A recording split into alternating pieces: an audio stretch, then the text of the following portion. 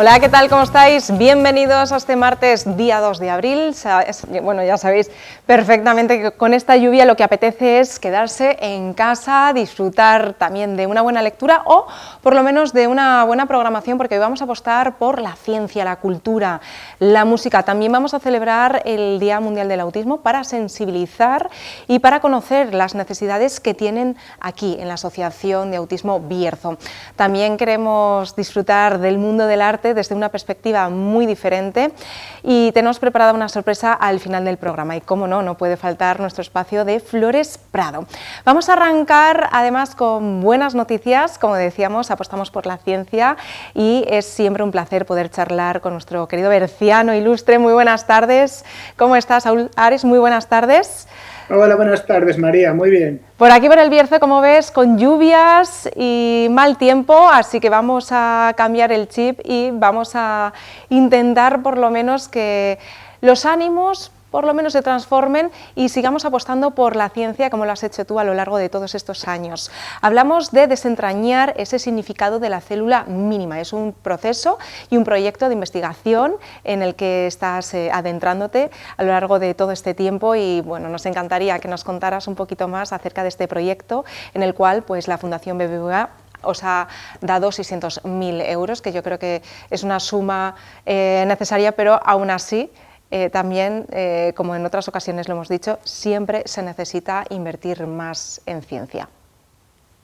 Efectivamente, siempre estas cosas son colaboraciones entre varios grupos. Cuando se reparte la financiación entre todos, suena mucho, pero tampoco toca tanto. Exacto. Desde luego que sí. En otras ocasiones, como bien explicabas, se necesitaba ese alegato a investigar, a apostar por la ciencia y bueno, pues siempre es cierto que ese esfuerzo que estáis realizando los profesionales tiene que estar también acompañado, ¿no? Pues, por una inversión monetaria. Efectivamente, una inversión monetaria y un esfuerzo también por hacer un poco más llevadero, que hubiera menos trabas administrativas, que fuesen las cosas más fáciles, que no hubiese que luchar día a día cada vez que se quiera hacer cualquier cosa o comprar cualquier material que hace falta o algo así, pues eso se agradecería un montón. Así es. Vamos a hablar de este estudio, este proyecto que estás realizando en colaboración, ¿no?, con el JB Center de Estados Unidos. La verdad que bueno, nos parece muy interesante, también te acompaña otro gran profesional. Germán, háblanos de este proyecto, cómo ha surgido y qué estáis encontrando con este tema tan interesante acerca de la célula mínima. Muy bien, pues sí, esto es un proyecto que surgió en el instituto que está colaborando con nosotros en Estados Unidos, que es el instituto de Craig Venter. Craig Venter fue un investigador que fue muy importante a principios de nuestro siglo, el siglo XXI, en el proyecto del genoma humano, y luego pues fundó su propio instituto para seguir con investigaciones que fuesen pues muy básicas, diseñadas a entender cómo funciona a nivel fundamental la vida. Dentro de estas investigaciones fueron capaces de diseñar una forma en que pueden básicamente preparar una molécula de ADN que tenga los genes, la secuencia que ellos quieran, y entonces, partiendo de un microorganismo que era muy sencillo, que era un pequeño patógeno de cabras, que es una de las bacterias más sencillas que existe, pues lo que hicieron fue intentar a quitarle todos los genes uno a uno, a ver con cuáles podía seguir viviendo y con cuáles no, hasta que le quitaron un montón y le dejaron solo alrededor de 500 genes, que son poquísimos, con los que todavía sobrevive. Entonces es la célula viva capaz de vivir por sí misma en un medio de cultivo, sin ser un patógeno de nada, sin tener otros seres vivos alrededor de los que aprovecharse, que es capaz de sobrevivir con el menor número de genes.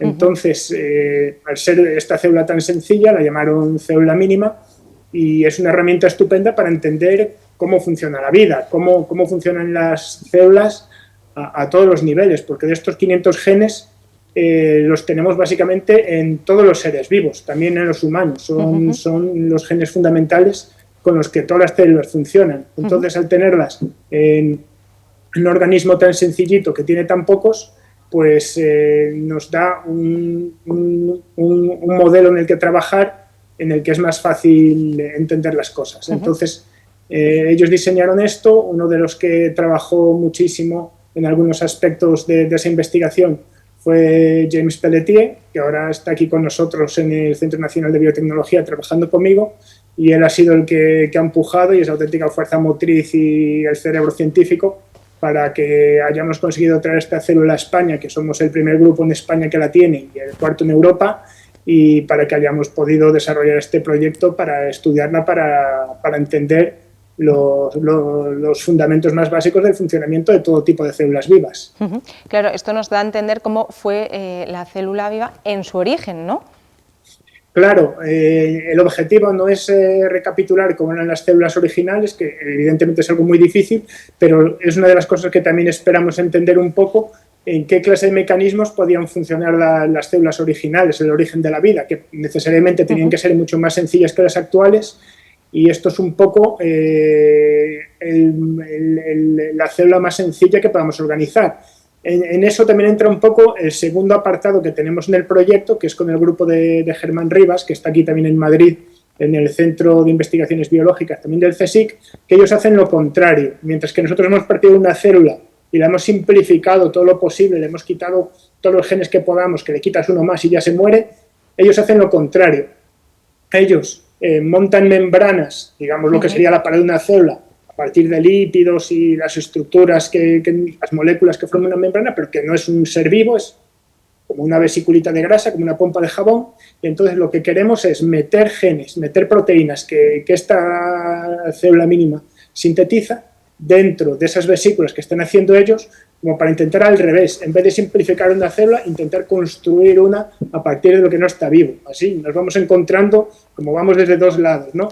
Estamos desde un lado simplificando y desde otro lado haciendo más complejo, a ver si en medio somos capaces de encontrar un poco cuáles son los ingredientes básicos que definen lo que está vivo. La verdad que es un estudio muy interesante que requiere muchísimo tiempo de investigación, ¿no? Pero también, ¿cuáles serían las posibles aplicaciones que tendríamos de este estudio? Claro, este estudio que nos va a financiar la Fundación BBVA lo financia dentro de un programa nuevo que ha sacado que se llama Fundamentos, y lo han llamado así porque la idea es financiar estudios que en principio no tengan por qué tener ninguna aplicación. O sea, intentamos hacer ciencia fundamental para entender los fundamentos de la naturaleza, cómo funciona el mundo sin pensar en las aplicaciones. Pero bueno, estamos estudiando algo y eventualmente pues puede tener aplicaciones. Y uno de ellos puede ser que al ser una célula tan sencilla pueda ser, digamos, un buen caballo de Troya en el que podamos meter, por ejemplo, proteínas que sean medicinales para luego tomarla dentro de nuestro cuerpo y que esas proteínas actúen para curar enfermedades, para luchar contra infecciones, para tratar cánceres. Puestos a imaginar, podemos imaginar muchas cosas. Pero eso, como os digo, no es lo que estamos ahora mismo planteando. Esas son aplicaciones que podrían venir a futuro, en un futuro, cuando entendamos bien cómo funciona todo a nivel fundamental. Claro, también comentabais que también sería una buena forma de estudiar cómo atajar, ¿no? Pues, muchas enfermedades que a través de los antibióticos, que en muchas ocasiones nos hemos hecho resistentes, pues a través también de diferentes estudios se podría tratar algo así, ¿no? Como la resistencia a los antibióticos. Claro, ese es otro proyecto diferente en el que también estamos trabajando en mi laboratorio. Estamos usando distintos antibióticos de los que se usan para tratar infecciones del tracto urinario, que es una de las infecciones más comunes que hay, y sobre todo más dentro de mujeres, que muchas veces han sido las grandes olvidadas a la hora de estudiar infecciones y enfermedades.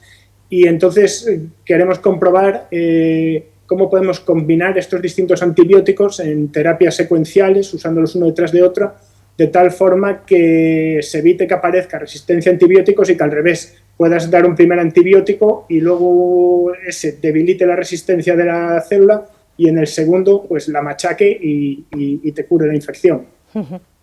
Bueno, qué interesante y qué salto tan importante sería, ¿no? Para la ciencia. Y hablando de ciencia, sé que ahora mismo para muchos estudiantes están pensando en dedicarse a a encontrar la carrera, el grado que realmente les llene y cada vez hay más estudiantes interesados, ¿no?, en el mundo científico, en la física, en la medicina. ¿Qué les dirías y por qué también sería interesante que tuviéramos futuros científicos y aquí en El Bierzo, ¿no? Hay que barrer para la tierra.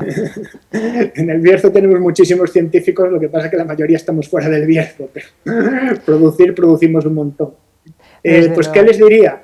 Les diría que no se obsesionen demasiado a la hora de elegir carrera con pensar en una que tenga mejor futuro profesional que otro, porque al final lo que acabamos haciendo una vez terminada la carrera, la mayoría lo tenemos que aprender después de la carrera. Entonces, en la carrera aprendes una forma de pensar, una forma de trabajar, unos básicos, pero es donde realmente descubres qué es lo que te gusta más o menos. Con 18 años a lo mejor no lo tienes tan claro porque no has estado en contacto tan directo con esas cosas. Y si siempre se está a tiempo luego de hacer un máster, de especializarse un poco más, incluso en temas un poco más diferentes de los que en principio parece plantear el grado en el que uno entra. Así que le recomendaría a los estudiantes, a las jóvenes que están ahora tomando estas decisiones, que no se coman demasiado el tarro, no se preocupen demasiado. Estoy buscando la palabra, pero no la encuentro, porque está también el problema de las notas de corte, que están altísimas, es muy difícil entrar, que no se agobien, eso es, que intenten buscar algo que les guste para estudiar el grado, porque si no te gusta va a ser mucho peor, y que piensen que los años del grado son también años para disfrutar, para aprender, para trabajar mucho, también, claro, para estudiar, y que luego habrá tiempo de irse dirigiendo hacia un lado, hacia otro, cuando se vayan viendo las cosas mejor, que no es una decisión, en algunos casos sí lo es, ¿no? Si quieres estudiar medicina, pues tienes que estudiar medicina sí o sí, no puedes ser médico si estudias otra cosa, pero en muchos otros campos hay flexibilidad para hacer una cosa u otra después, así que no agobiarse demasiado. Si les gusta una carrera de ciencia, que vayan a ella, que además resulta que hoy en día son de las carreras que tienen también mejores salidas profesionales, porque empresas de todo tipo se han dado cuenta de que los científicos a lo que se les enseña es a resolver problemas y a pensar. Y al final, pues lo que quieren las empresas también es gente que sepa resolver. Exacto. Y eso es muy importante. Desde luego que sí, Saúl, como siempre, aunque tengamos este pequeño ratito, nos ha encantado arrancar contigo el magazine y también incentivar a los más jóvenes al camino de la investigación y de la ciencia, y como bien dices, que lo importante también es, a medida que vas haciendo ese camino, ir especializándote y teniendo referentes como tú. Así que muchísimas gracias por este ratito y te vemos pronto de nuevo por aquí, por El Bierzo. Muchas gracias, María. Buenas tardes. Muy buenas tardes. Nosotros ahora vamos a continuar con nuestro espacio Flores Prado.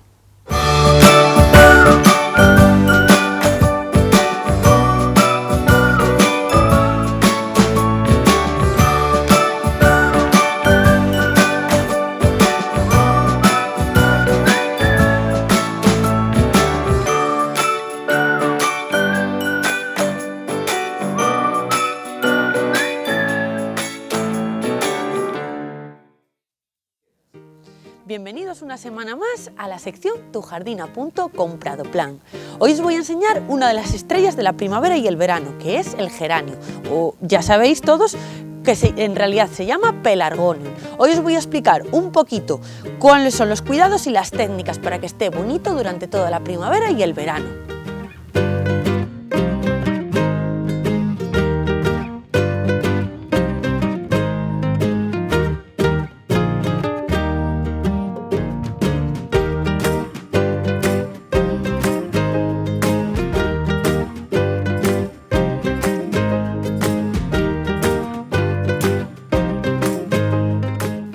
El conocido geranio, pero ya os he dicho que se llama, en realidad su nombre científico es Pelargonium, es una de las plantas estrellas de nuestro invernadero. Veis que hoy estoy situada en el corazón o en el centro neurálgico de nuestro vivero, que es el invernadero, donde hacemos toda la producción de plantas, entre ellas estos maravillosos geranios. Para que luzcan así de bonitos en vuestros balcones, jardines o terrazas, solo deberéis de mantener unas claves. En este caso, todos los que tengo aquí alrededor son el geranio zonal, que es el geranio que tira para arriba, o el de porte erecto.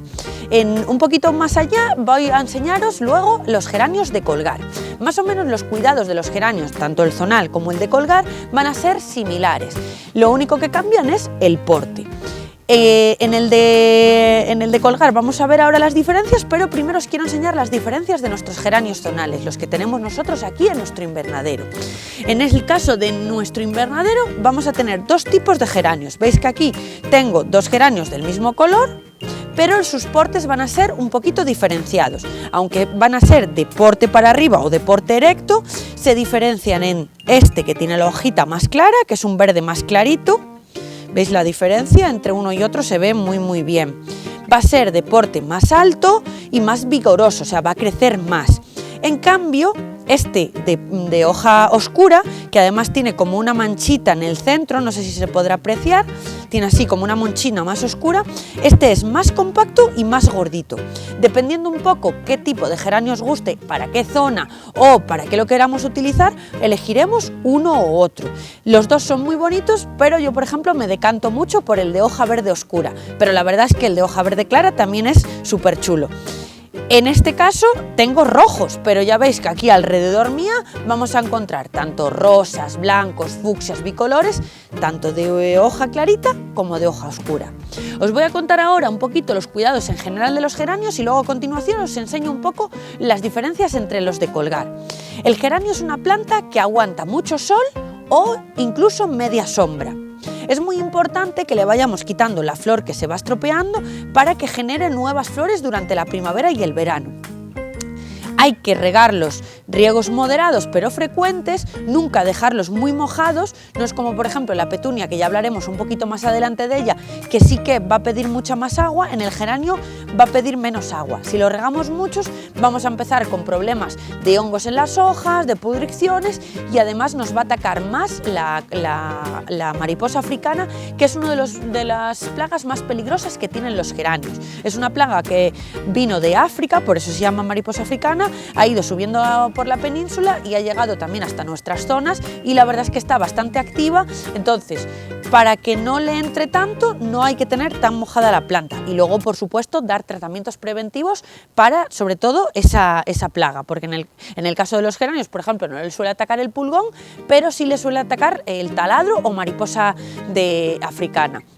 Hay que tener cuidadito porque hay gente que, como se llama mariposa africana, no la distingue, porque lo que hace esto es una mariposa, hace la puesta en el tallo, hace el gusanito dentro del geranio y va comiendo, y entonces claro, la gente piensa que es una oruga normal y corriente y no, es este tipo de plaga que hay que darle un tratamiento específico. En cualquier centro de jardinería, droguería o incluso si venís aquí a nuestro vivero, tenemos los productos específicos para darle al geranio. Igual que os digo que para el pulgón vale un insecticida más genérico, más polivalente, para el geranio hay que darle un específico para la mariposa africana o taladro del geranio, que también se le puede llamar.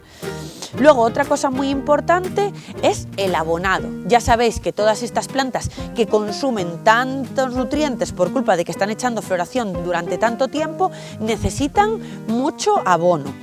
Ya sea líquido, granulado, abonos orgánicos, eso va a depender un poco de qué os guste utilizar, de que estéis más acostumbrados o de quién te lo vaya a recomendar. Yo, por ejemplo, os digo que si sois constantes y sois personas que tenéis una constancia bastante frecuente, utilizáis los abonos líquidos una vez a la semana, porque le estamos aportando nutrientes una vez a la semana. Si se os va a olvidar, es mejor que utilicéis abonos granulados, porque le echáis una vez al mes y poquito a poco se va liberando, pero la verdad que para maceta está muy bien utilizar abonos líquidos, que eso simplemente es mezclar una cierta dosis que ya os dice el fabricante con agua, y a la hora de regar se riega con esa mezcla para aportarle el nutriente necesario a nuestros geranios. Además, ya sabéis que el geranio, si hacéis el esfuerzo de en invierno taparlos y protegerlos, los vamos a poder mantener durante bastante tiempo. Así que ahora a continuación os voy a enseñar los geranios de colgar y veis que son unos cuidados muy sencillitos, pero hay que llevarlos a cabo para mantenerlos bonitos durante toda la primavera y el verano.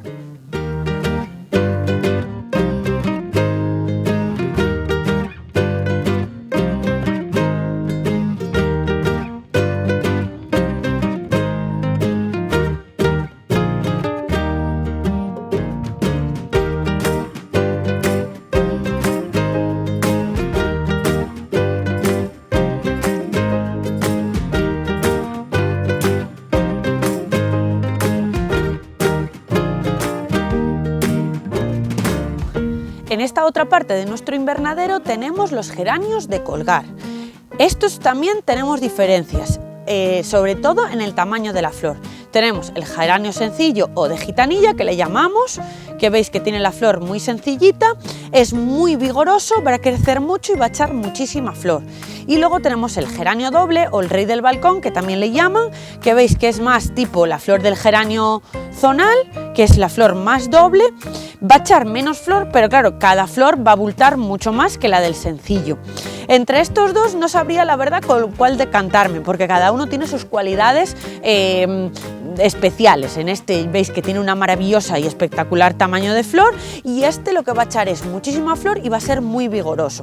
Estos están muy bien para balcones, para terrazas, para macetas colgantes. Por eso ahora los veis para arriba, porque nosotros aquí en el invernadero les tenemos estas redes que cuando vosotros los vais a plantar se las tenéis que quitar para que empiecen a colgar, y nosotros el motivo por qué las tenemos es para que no se enreden unos con otros y no se rompan al manipularlos, cuando los cogéis vosotros o cuando los manipulamos nosotros aquí en el invernadero. Pero vamos, esto sería muy facilito, sería cortar la red y plantarlos como una planta normal y él ya empezaría a colgar.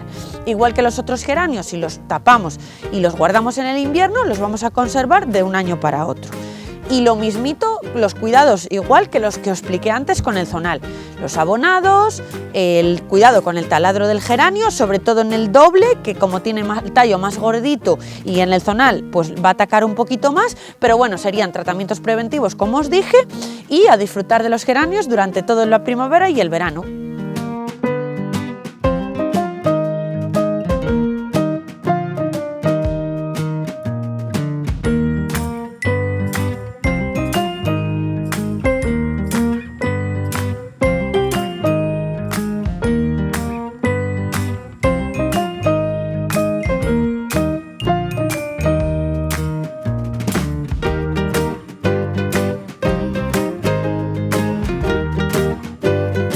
Ya veis que tenemos multitud de variedades de geranios para vuestra elección, tanto en el jardín como en el balcón como en la terraza. Así que os animo a que vengáis a dar una vuelta, elijáis el geranio que más os gusta y lo pongáis y disfrutéis durante toda la primavera y el verano de estas maravillosas plantas que nos han acompañado durante tantos años. Así que me despido, un saludo y hasta el próximo martes.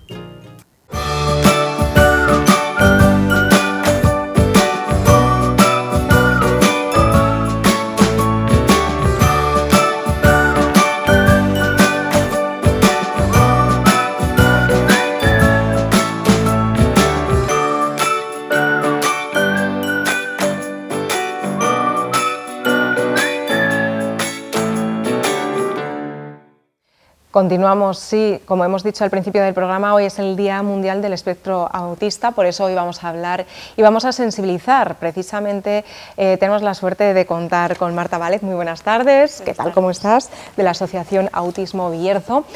Y el objetivo es conocer la asociación, conocer sus necesidades, cómo trabajan y lo importante que es también colaborar, ¿no? Darle esa visibilidad para que las personas puedan conocer la situación de más de 30 familias, más de 30 personas que están involucradas y cómo estáis elaborando pues, diferentes planes de acción, diferentes actividades, y también dar la cifra que existen más de 450.000 personas en España que tienen espectro autista. Precisamente, qué importante es hablar de ello y comentar, porque no todas las personas son iguales, ni todas las personas, como nosotros tenemos una imagen preconcebida ya sobre lo que pensamos que es ser autista, ¿no, Marta? Sí.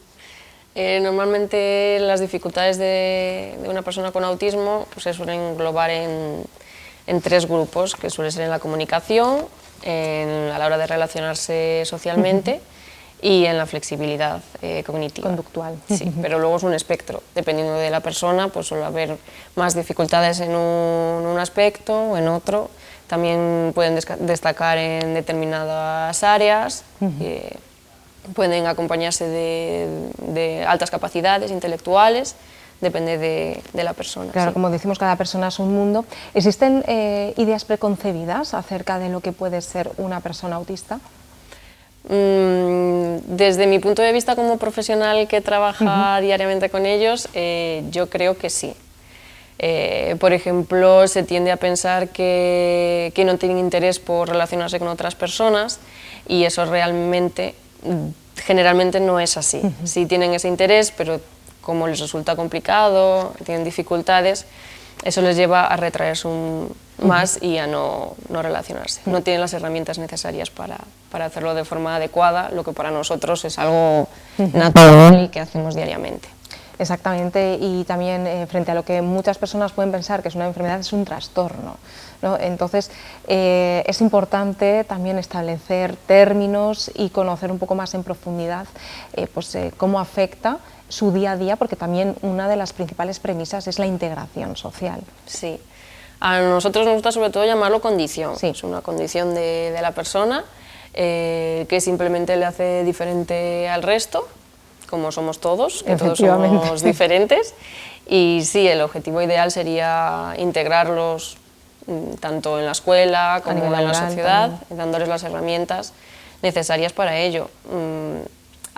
Lo ideal sería que el entorno y la sociedad se adaptara a su forma de procesar y de pensar, y no al revés.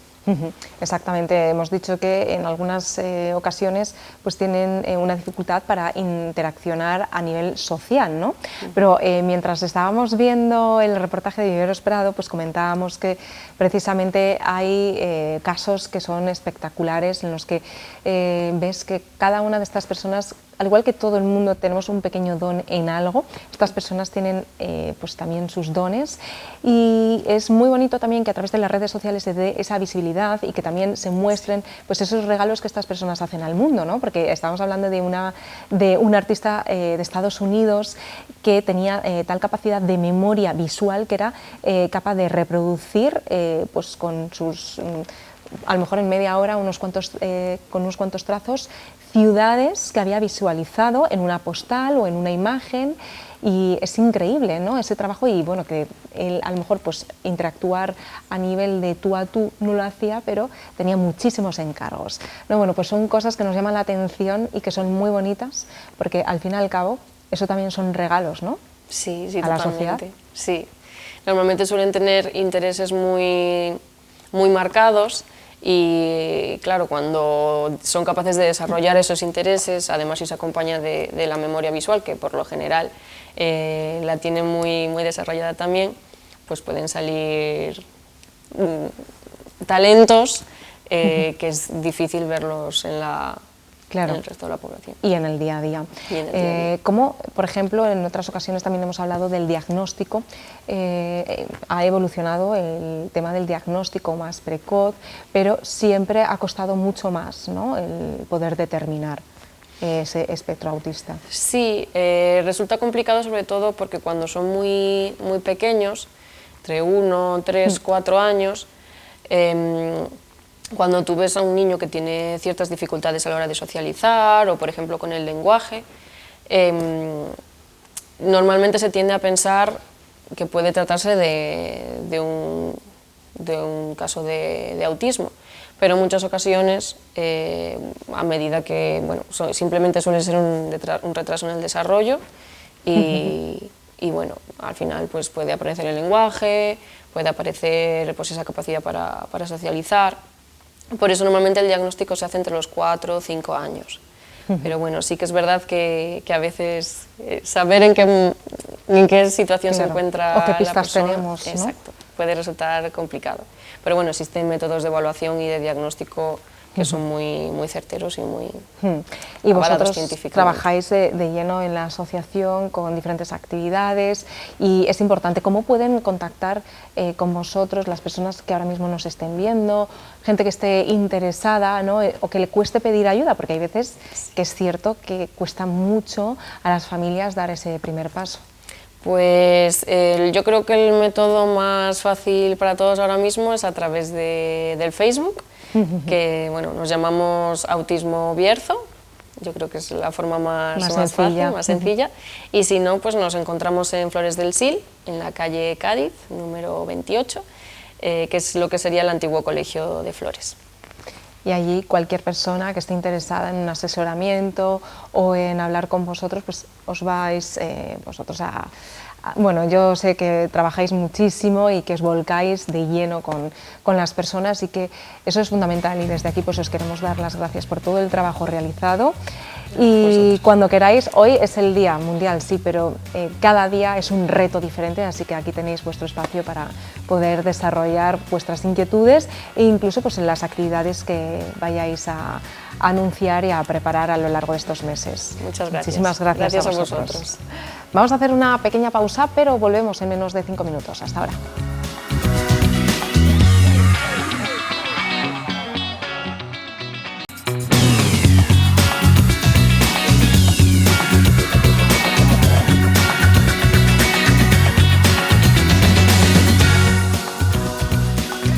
Ahora ya estamos de vuelta y vamos a hablar con el espeleólogo Adrián Vázquez, que además es experto en rutas súper interesantes cerquita del Bierzo, por el Bierzo y en diferentes lugares apasionantes, y en este caso pues vamos a ponerle un poco de magia al asunto. Vamos a hablar también de misterio, de leyendas, porque donde os queremos trasladar ahora mismo tiene algo único que podéis encontrar a través de esta narrativa. ¿Qué tal, Adrián? ¿Cómo estás?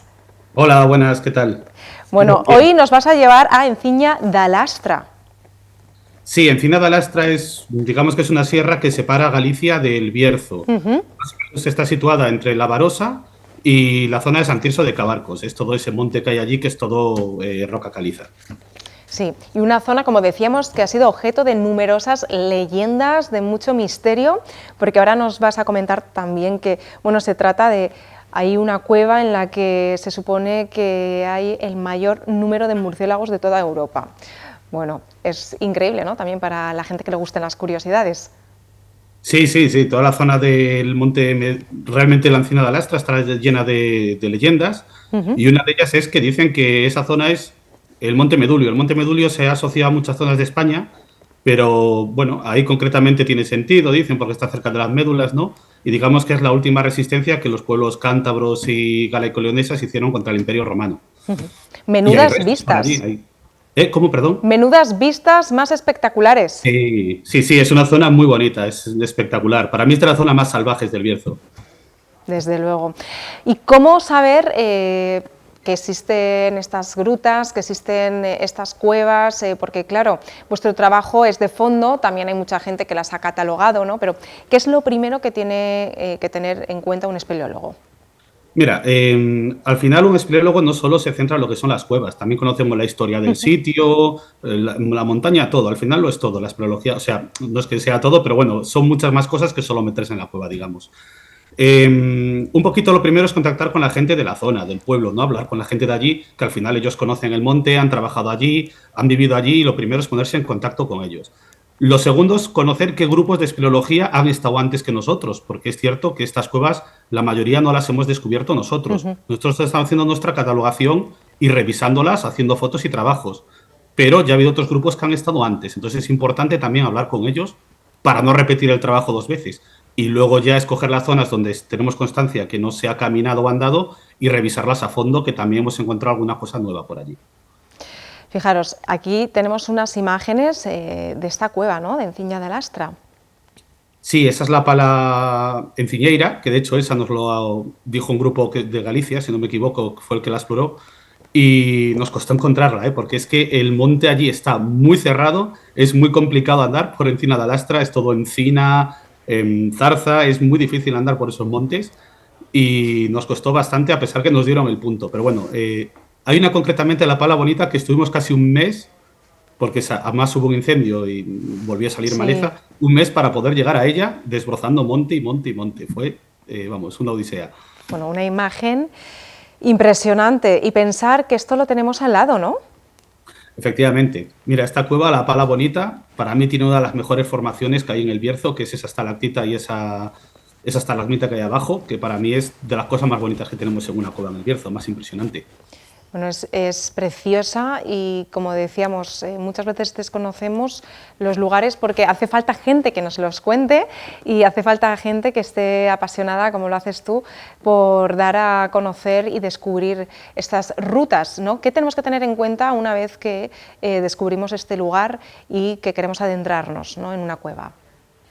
Nosotros aquí lo que hacemos una vez que encontramos la cueva es hacer un estudio profundo de ella, si podemos ver algo arqueológico que nos pueda llamar la atención, algún resto de algún animal que pueda ser antiguo. Bueno, para eso nosotros no somos arqueólogos, nosotros si encontramos algo llamamos al arqueólogo o viene un especialista, como en el caso de los murciélagos, ¿no?, que hay en la Pala Bonita, que es de las colonias más grandes que se conocen, y en ese caso nosotros hemos avisado a un biólogo, un amigo, para que nos viniera a estudiar e informarnos y al final él haga su estudio también. Nosotros al final lo que hacemos es explorar, fotografiar, topografiar principalmente, y hay cosas ya más puntuales como la arqueología, que para eso ya hay profesionales que se dedican a ello. Pero bueno, nosotros es cierto que solemos encontrar, los espeleólogos solemos ser los que encontramos las cosas. Desde luego. ¿Y qué es lo más apasionante de esta ruta que te lleva hasta esta cueva? ¿Cómo, perdón? ¿Qué es lo más apasionante de esta ruta que te lleva hasta esta cueva? Porque claro, hemos visto esos paisajes, Sí. ¿cómo es la accesibilidad? Es bastante dura. La zona de Encina de Lastra no hay ninguna carretera que, quitando el viaducto del Estrecho, que pase por el medio de la sierra. Hay alguna pista más reciente, pero sí es cierto que los accesos son complicados, pero son bonitos. Hay una ruta concretamente que sale por Tela de Aguiar, que le llaman la Ruta de las Simas, y llega justo a terminar en una cavidad que se llama la Sima Irela, que es la más profunda de toda esa sierra, que baja 80 metros de profundidad. Hombre, para bajar hay que rapelar, son 2 pozos de 40 metros, además es bastante estrecha, tiene su miga, o sea, no es una cueva fantas de primeras, pero bueno, las vistas y el paisaje, hay mucho castaño también, es una zona muy bonita para pasearla y para conocerla. Desde luego que sí, Adrián. Nos encanta que cada vez nos vayas enseñando diferentes opciones, diferentes lugares, que los tenemos aquí al lado. Somos grandes afortunados y siempre nos dices que, bueno, siempre que vayamos a hacer algún tipo de ruta o algún acceso a alguna cueva, con mucha precaución y siempre pues en grupo, un grupo que por lo menos varios integrantes o uno esté especializado, ¿no? Tampoco hay que... Sí. Hacer las cosas y sobre a lo todo loco. marcar la ruta, ya no seguir un track, porque yo creo que es bueno a veces aventurarte tú y pasear y conocerlo por tu cuenta, no seguir lo que ha hecho otra persona. Pero sí que por lo menos marcar la línea por donde estás yendo, por aquí entran muchas nieblas, hay mucha maleza, es fácil perderse. Con un GPS siempre sabes volver hacia atrás. Desde luego que sí. Bueno, sé que has disfrutado de la Semana Santa en tu querida tierra, El Bierzo, así que esperemos que dentro de poquito te tengamos por aquí otra vez de vuelta y con más noticias y más rutas espectaculares. Vale, muchas gracias. Muchísimas gracias y feliz semana. Bueno, ahora sí, vamos a dar paso a esa prescripción de la Clínica Recoletas Ponferrada. Clínica Ponferrada pone al alcance de la Sociedad del Bierzo una ambiciosa e integral oferta sanitaria, los mejores profesionales y la tecnología médica más vanguardista del mercado. Clínica Ponferrada cuenta con un robot Da Vinci, un área quirúrgica totalmente renovada, un nuevo laboratorio 24 horas, un servicio de endoscopias y un instituto oftalmológico, entre otras muchas mejoras. Pida su cita o solicite consulta llamando al 987 42 37 32. Más salud, más Bierzo.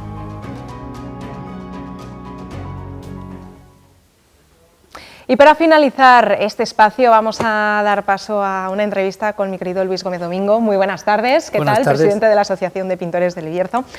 Y precisamente vamos a hacer ese balance de la exposición Semana Santa 24, una exposición que acogía Estación Arte con diferentes muestras y que nos ha dejado muy buen sabor de boca esta Semana Santa.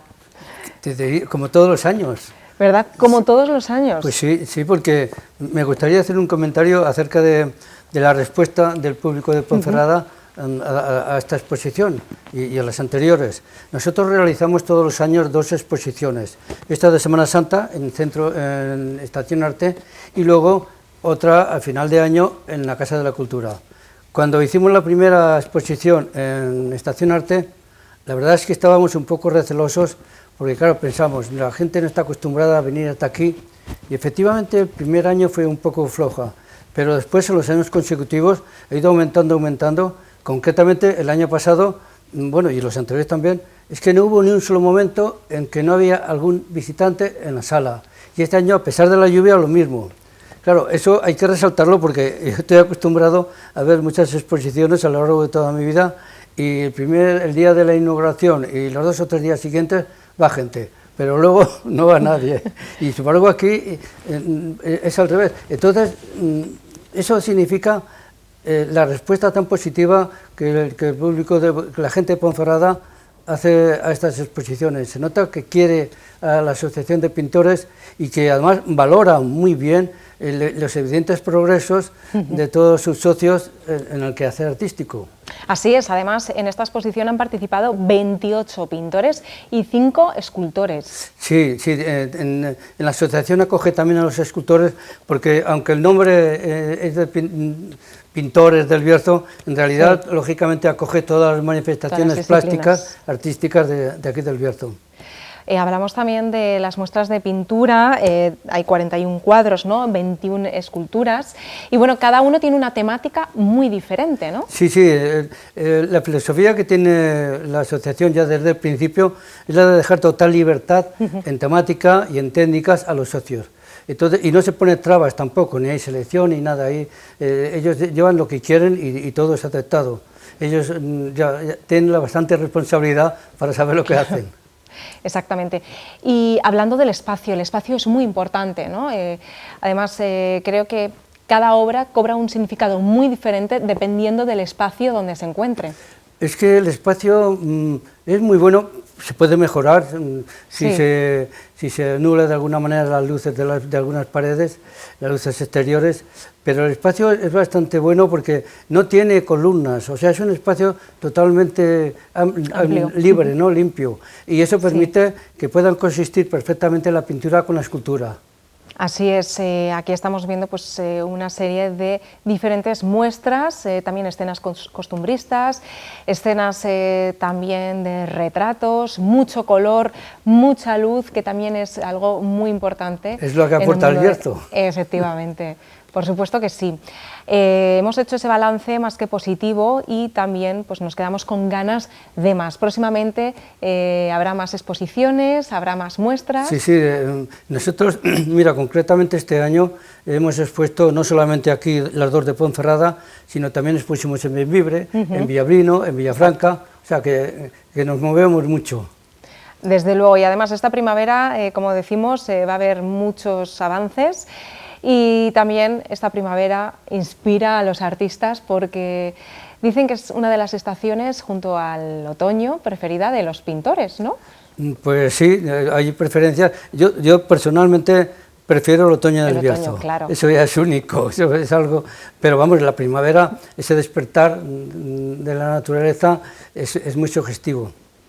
Absolutamente, y siempre pues evoca para los pintores, para los escultores, para los artistas, diferentes trabajos, incluso pues nuevos proyectos, ¿no?